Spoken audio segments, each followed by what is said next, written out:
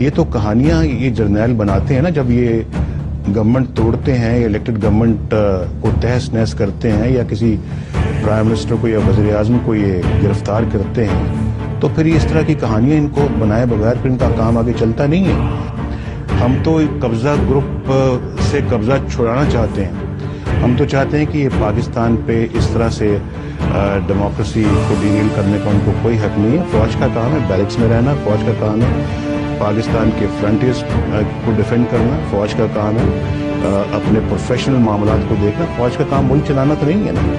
فوج کا یہ کام نہیں ہے کہ وہ پاکستان کے ایک الیکٹڈ پرائم منسٹر کو اریسٹ کرنے اور اس کو جیلوں میں بند کر دیں، اس کو جھوٹے مقدمے بنا دیں۔ فوج کا یہ کام نہیں ہے کہ وہ ڈیموکریسی کو ایک گھر کی باندھی بنا دے۔ فوج کا یہ کام نہیں ہے کہ وہ آئے دن کانسٹیٹیوشن کو توڑ دے۔ فوج کا یہ کام نہیں ہے کہ کبھی وہ صدر سے استعفیٰ دے، کبھی وہ چیف جسٹس سے استعفیٰ مانگے اور کبھی وہ پرائم منسٹر سے استعفیٰ مانگے۔ تو یہ تو سب ان لوگوں نے مذاق بنایا ہے پاکستان کو۔ پاکستان تو مذاق نہیں، ان جرنیلوں نے مذاق بنایا۔